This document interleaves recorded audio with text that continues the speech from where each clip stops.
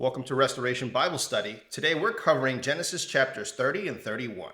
Let's get into the text. When Rachel saw that she bore Jacob no children, she envied her sister.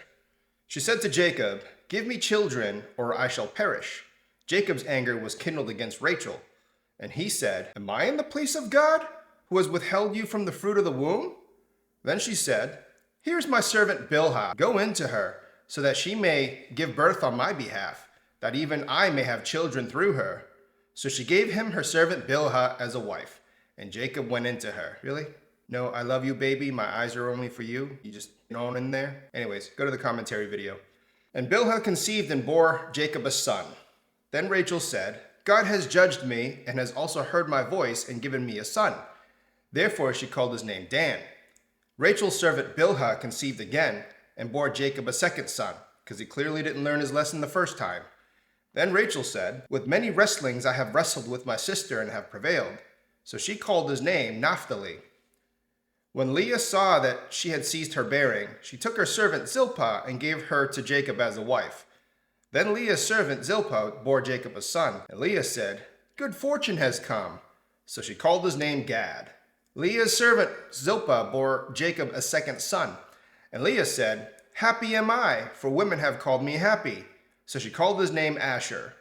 In the days of wheat harvest, Reuben went out and found mandrakes in the field and brought them to his mother Leah. And Rachel said to Leah, "Please give me some of your son's mandrakes." But she said to her, "Is it a small matter that you have taken away my husband? Would you take away my son's mandrakes also?" Rachel said, "Then he may lie with you tonight in exchange for your son's mandrakes." When Jacob came from the field that evening, Leah went out to meet him and said, "You must come in to me, for I have hired you with my son's mandrakes." And he said, "Bet." So he lay with her that night, and God listened to Leah, and she conceived and bore Jacob a fifth son.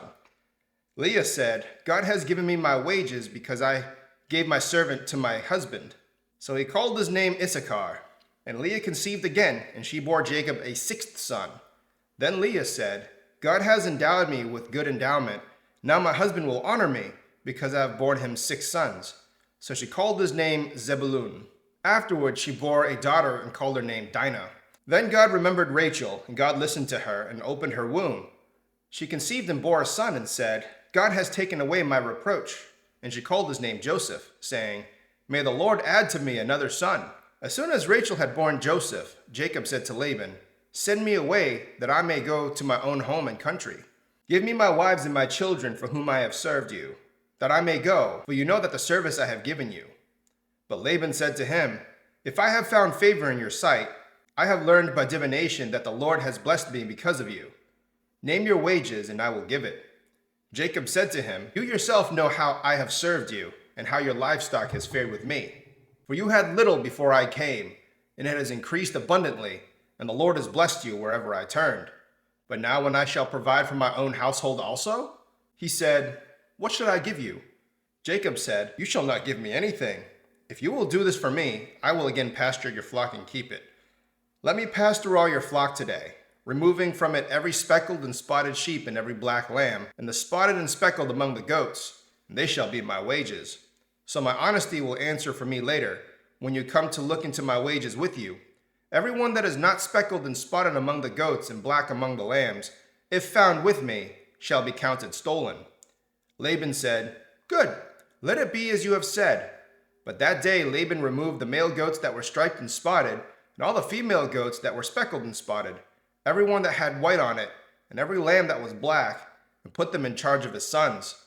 And he set a distance of 3 days' journey between himself and Jacob. And Jacob pastured the rest of Laban's flock. Then Jacob took fresh sticks of poplar and almond and plane trees, and peeled white streaks in them, exposing the white of the sticks. He set the sticks that he had peeled in front of the flocks in the troughs, that is, the watering places, where the flocks came to drink. And since they bred when they came to drink, I see a similarity between humans and these beasts, the flocks bred in front of the sticks, and so the flocks brought forth striped, speckled, and spotted.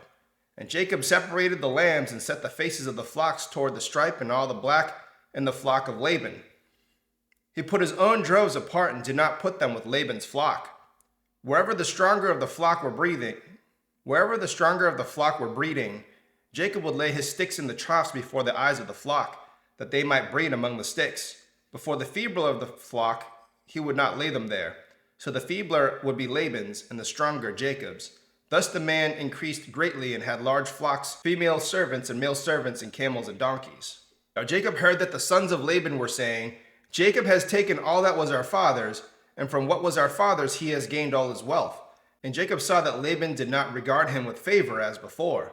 Then the Lord said to Jacob, Return to the land of your fathers and to your kindred, and I will be with you. So Jacob sent and called Rachel and Leah to the field where his flock was, and said to them, I see that your father does not regard me with favor as he did before, but the God of my father has been with me. You know that I have served your father with all my strength, yet your father has cheated me and changed my wages 10 times. But God did not permit him to harm me.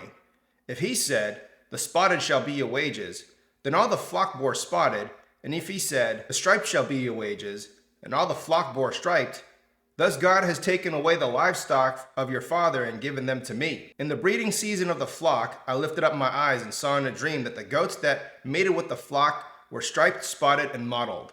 Then the angel of God said to me in a dream, Jacob, and I said, Here I am. And he said, Lift up your eyes and see, all the goats that mate with the flock are striped, spotted, and mottled, for I have seen all that Laban is doing to you. I am the God of Bethel, where you anointed a pillar and made a vow to me. Now arise, go out from this land and return to the land of your kindred. Then Rachel and Leah answered and said to him, Is there any portion of inheritance left to us in our father's house? Are we not regarded by him as foreigners? For he has sold us, and he has indeed devoured our money. All the wealth that God has taken away from our father belongs to us and to our children. Now then, whatever God has said to you, do. So Jacob arose and set his sons and his wives on camels. He drove away all his livestock, all his property that he had gained, and the livestock in his possession that he had acquired in Paddan Aram, to go to the land of Canaan to his father Isaac.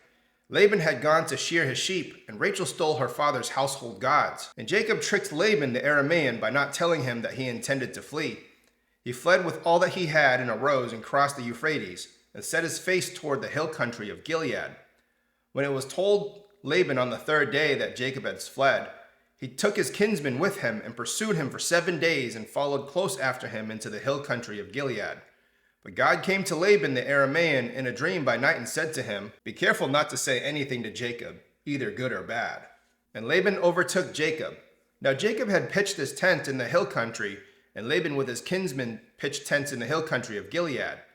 And Laban said to Jacob, What have you done, that you have tricked me and driven away my daughters like captives of the sword? Why did you flee secretly and trick me, and did not tell me, so that I may have sent you away with mirth and songs, with tambourine and lyre? Why did you not permit me to kiss my sons and my daughters farewell? Now you have done foolishly. It is in my power to do you harm. But the God of your father spoke to me last night, saying, Be careful not to say anything to Jacob, either good or bad. And now you have gone away because you longed greatly for your father's house. But why did you steal my gods? Jacob answered and said to Laban, Because I was afraid, for I thought you would take your daughters from me by force.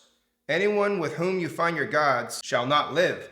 In the presence of our kinsmen, point out what I have done. In the presence of our kinsmen, point out what I have that's yours, and take it. Now Jacob did not know that Rachel had stolen them. So Laban went into Jacob's tent, into Leah's tent, So Laban went into Jacob's tent and into Leah's tent and into the tent of 2 female servants, but did not find them. And when he went out of Leah's tent, he entered Rachel's. Now Rachel had taken the household gods and put them in the camel saddle and sat on them. Laban felt all about the tent, but did not find them. And she said to her father, Let my lord not be angry that I cannot rise before you, for the way of women is upon me. So he searched, but did not find the household gods. Then Jacob became angry and berated Laban. Jacob said to Laban, What is my offense? What is my sin, that you have hotly pursued me? For you have felt through all my goods. What have you found of all your household goods? Set it here before my kinsmen and your kinsmen, that they may decide between us. These 20 years I have been with you. Your ewes and your female goats have not miscarried, and I have not eaten the rams from your flocks. What was torn by wild beasts I did not bring to you. I bore the loss myself. From my hand you required it, whether stolen by day or stolen by night. There I was. By day the heat consumed me, and the cold by night. My sleep fled from my eyes. These 20 years I have been in your house. I served you 14 years for your 2 daughters and 6 years for your flock, and you have changed my wages 10 times. If the God of my father, the God of Abraham, and the fear of Isaac had not been on my side, surely now you would have sent me away empty-handed.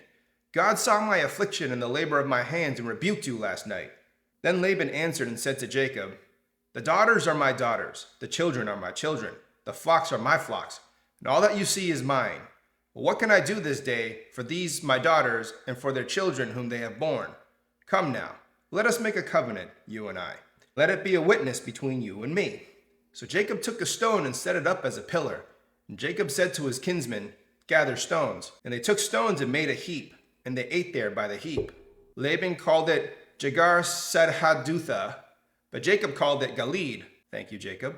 Laban said, "This heap is a witness between you and me today." Therefore he named it Galeed and Mizpah, for he said, "The Lord watch between you and me when we are out of one another's sight. If you oppress my daughters, or if you take wives besides my daughters, although no one is with us, see, God is witness between you and me." Then Laban said to Jacob, "See this heap and pillar, which I have set between you and me. This heap is a witness, and the pillar is a witness, that I will not pass over this heap to you, and you will not pass over this heap and this pillar to me to do harm. The God of Abraham and the God of Nahor, the God of their father, judge between us." So Jacob swore by the fear of his father Isaac, and Jacob offered sacrifice in the hill country and called his kinsmen to eat bread. They ate bread and spent the night in the hill country. Early in the morning, Laban arose and kissed his grandchildren and daughters and blessed them. Then Laban departed and returned home. That's the reading of Genesis chapters 30 to 31. Please go to the commentary section where I break these chapters down. Till then, please like, share, and subscribe, and I'll see you in the next video where I break down Genesis chapters 32 to 34.